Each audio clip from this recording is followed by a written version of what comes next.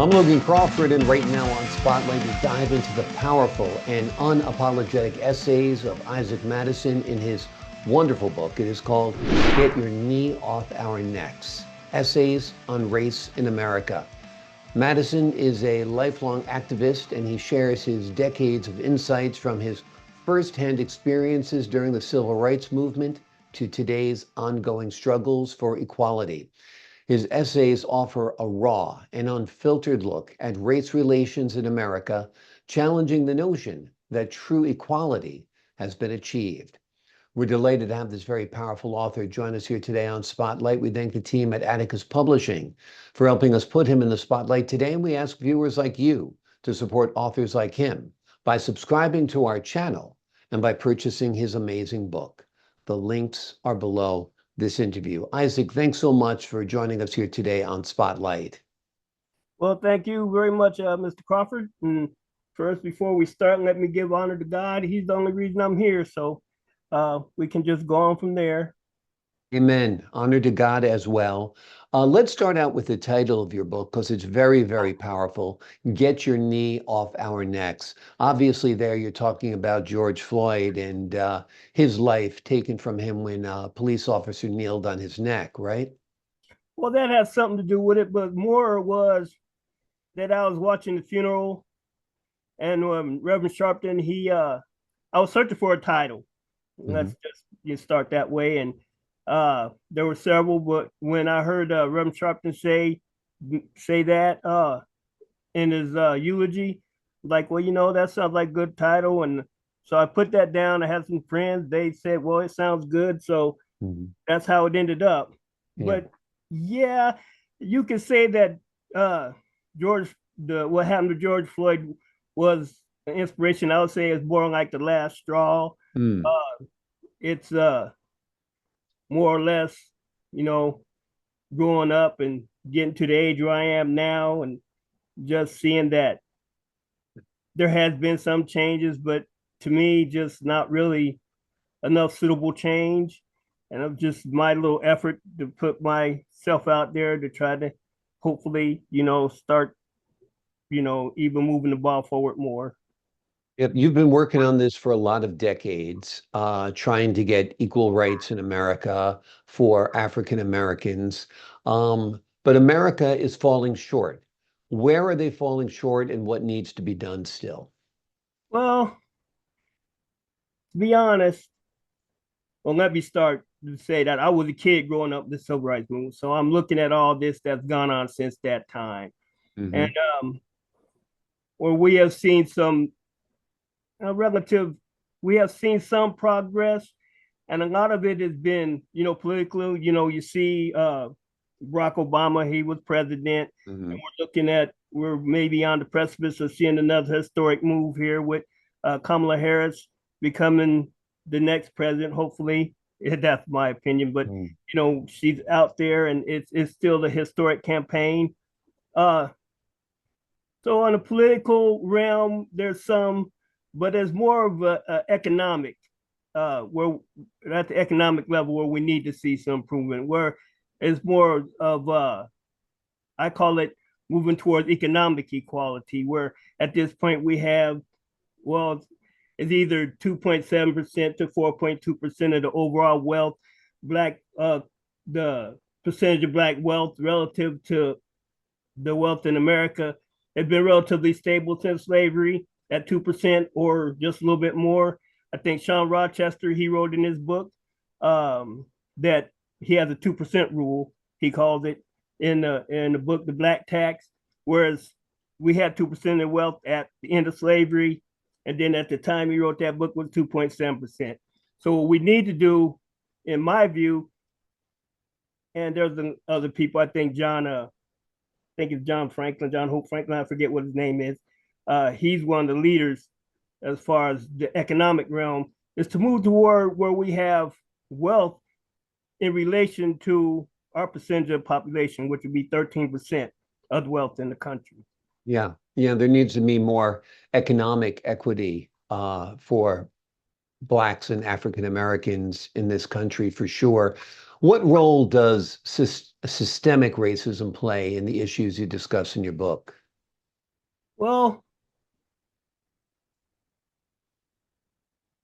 It seems like the court it's system. there, and I think that people have to be aware of the way the policies have been developed and maintained, and that people have to be aware of the negative impact. I think that when people, you get the people that they I don't think many people quite understand what systemic racism is. Too many people are trying to say I'm not a racist, so the system can't be racist, all that. But you have laws and policies that have been made, Mhm. and laws and policies that are maintained Mhm. by, and then you elect people to maintain those laws and policies, and those policies have negative outcomes. So it's definitely a serious factor that goes on. When I say in the book that the root cause of the problem is white racism, I probably should say it's systemic racism, but because that the decisions that have created the system or the policies were made primarily by whites, that's why I put it that way. So Yeah. it's a major factor, and it's something that I think people need to get into more in-depth analysis of the effects of policy on all populations. Exactly, exactly. If you look at the criminal justice system, there needs to be reform there. If you look at the banking system, there needs to be reform there. If you look at the educational system, there needs to be reform. And those are three key aspects that greatly impact African Americans and Blacks in this country because they seem to be treated more harshly by the criminal justice system. They seem to be ignored by the banking system, and the educational system often fails them.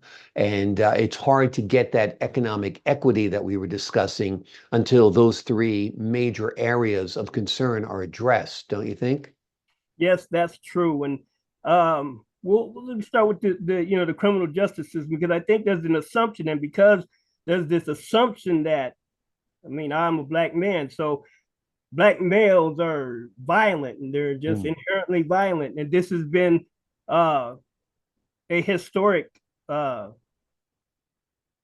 thought process among some in the white community, which when you look at how things have actually gone, that's not even close to true. But then people are raised and they get into law enforcement Yeah, with that attitude, and then uh, you see how it turns out. yeah, And so, therefore, in all levels, there has to be a change of socialization in the way, well, all of us, but I know that more specifically, uh, some members of the white community need to be socialized in a different manner. And I don't know how that can be done, unless, it starts with the parents. yeah, absolutely. Starts with the parents, continues in school. Yeah. And that would be vital as well. Before we leave you today, I want you to give the folks at home an overview of your book, what they will find when they crack the covers and read inside. Oh, I don't know if the book is going to be for everybody. There are going to be some people that are going to be greatly offended by it, but to me, it's just a blunt, uh, and we say no holds barred, but it's just a blunt analysis of what I've seen. In my opinion, opinions will vary. There will be people that disagree, and that's fine. But that's why the book was written, so you can see that opinion. Because I think that today, especially as we look at some of the people that are put out there among the black community, just recently you have a congressman talking about how black families were more together during Jim Crow. Now that's crazy. Yeah.